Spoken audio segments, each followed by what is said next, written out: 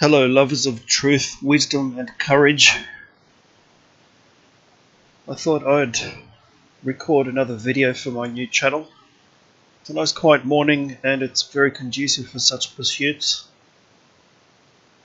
And it's nice to take a little bit of a break from the main channel and the community that goes along with it.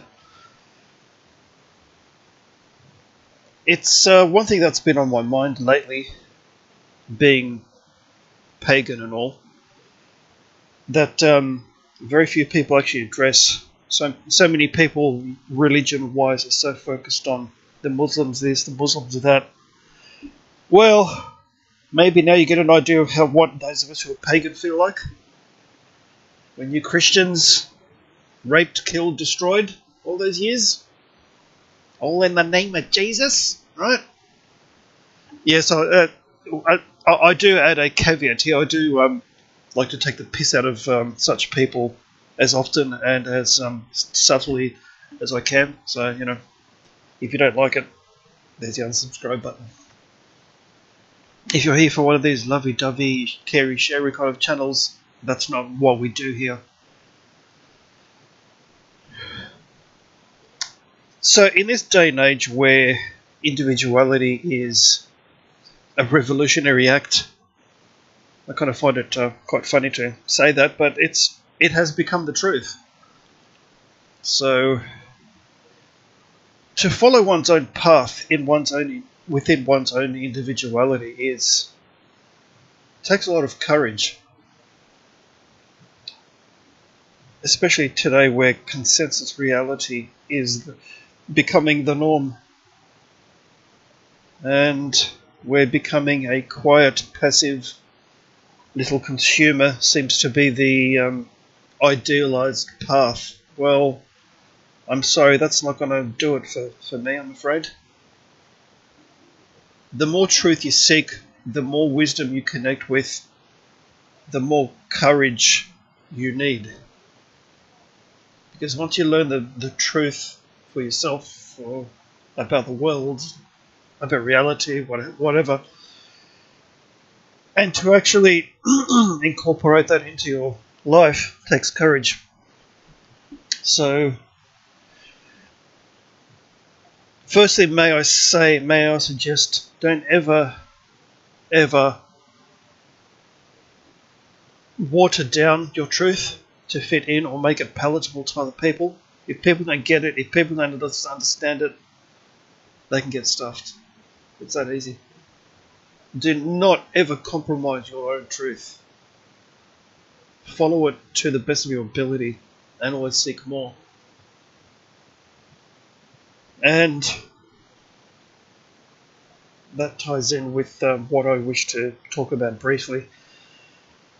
Being a pagan in today's world, you have such a plethora of different ideologies going on and people still clinging desperately to the relics of the cringeworthy 19th century Industrial Revolution materialist sort of idea.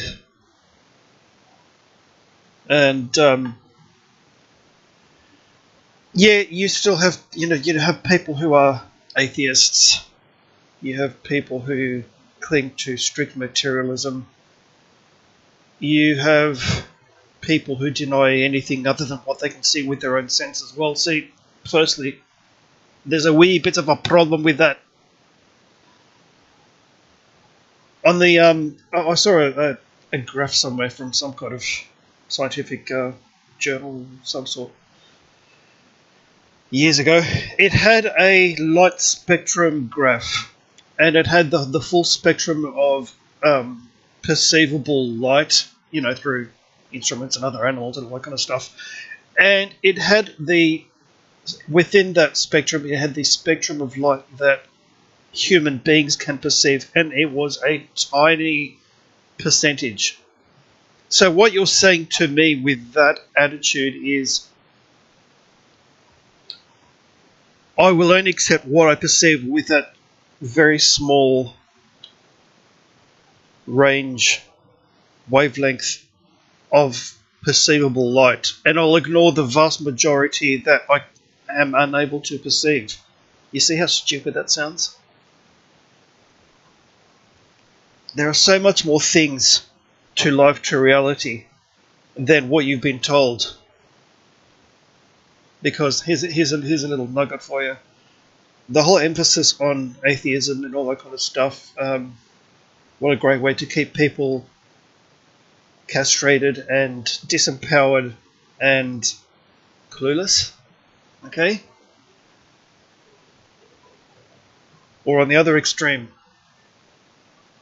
fundamentalist religion. Right? Great idea. Let's throw that at people on the opposite extreme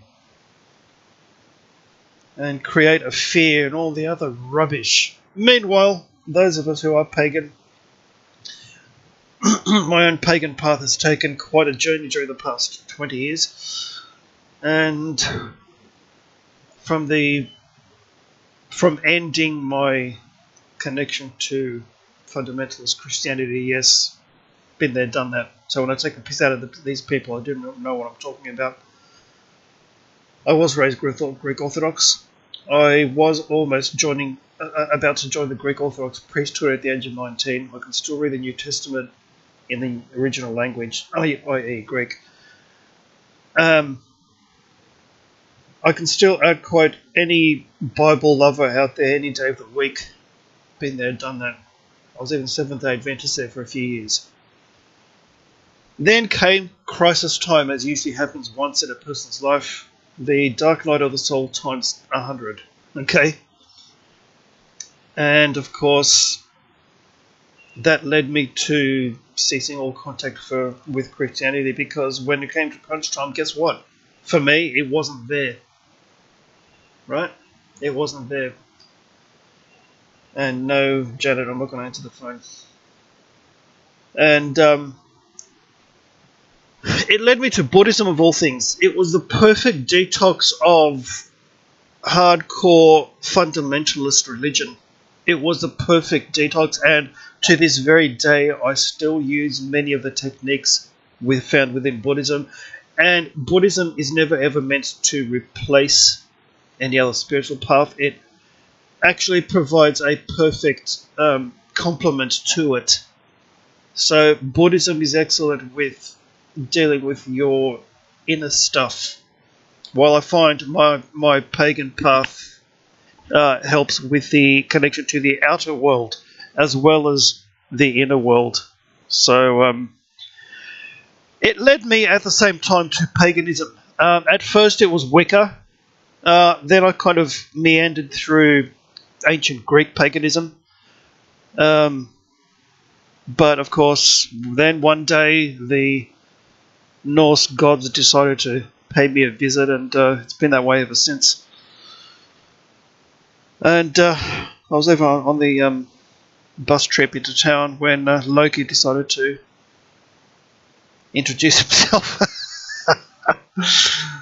And upon asking why me, the answer seemed to be with a laugh, because you're just so damned entertaining. Those who are pagan, who do connect with the gods in this way, know exactly what I'm talking about. Those who don't probably think I'm crazy and I'm schizophrenic, but that's fine. A person doesn't know something unless they actually discover the truth and the wisdom. It's that simple. Don't ever think you're arrogant enough to know that you know everything, and you're just going to, with a snide, jaded, bitter little laugh, dismiss something that the other person has to say from their own experience. Because experience, your own personal experience, is what true Gnosis is all about. Talk to someone like Savage Reality why he loves Gnosticism. He'll come up with a really good answer for you. Any truth you can find is a truth you can discover within your own life, within your own experience, as infinite awareness in to use a Star Wars term from one of my games, within a meat bag. This physical body, you see, is a vehicle. If you don't understand that much, at least, you've got a lot of searching to do. And I'll just add a little story before I go here.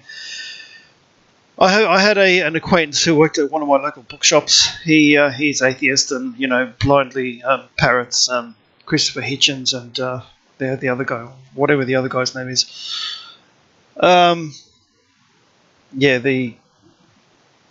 kind of material that you would find in as I said, an 1840s, 1850s Industrial Revolution. Let's teach them facts. The kind of parody you can find in a Dickens novel.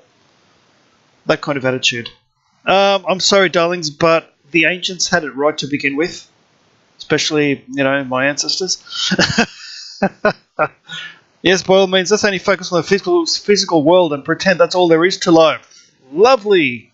So what I did, of course, I actually showed him the real ghost photo we have, which my brother took during his holiday to the village, to my father's village. There was my dead grandmother posing for the photo, with her hand on her hip, with her skeletal face, and you can see below her knees, you can see through to the green door behind. Yeah, no, it wasn't. What's that program they used to edit photos? See, I have no idea with technology. Photoshop. It was 1988. Photoshop wasn't even invented yet. Oh, my other favourite atheist excuse. Oh, it must have been a transparency, over and double exposure. No, it wasn't double exposure. It was a brand new roll of film. My grandmother had actually died for 5 years before that. What else have you got? That usually that shut him up quite nicely, actually. And it wasn't one of those, oh, it kind of looks like a human outline, maybe. No, the sun is shining on her black clothing. Okay? So for those of you who choose to travel through life with an extremely closed mind, I pity you. There's so much more that you don't know that you may know. We are not our meat bags. Rule number 1. Our meat bags are the vehicle. And one finds one's own spiritual path with what one resonates with, and the eclectic pagan path resonates with me. Add a bit of Buddhism to it, add a bit of Druidism and witchcraft to it, presto. With a dash of, just a dash of Gnosticism. I mean, we're multi-leveled, multi-layered, complex human beings. One path, for me at least, is just not going to suffice. So do not ever be afraid to take your path of truth and wisdom where it leads. It will lead to interesting places. To speak the truth is a lonely path.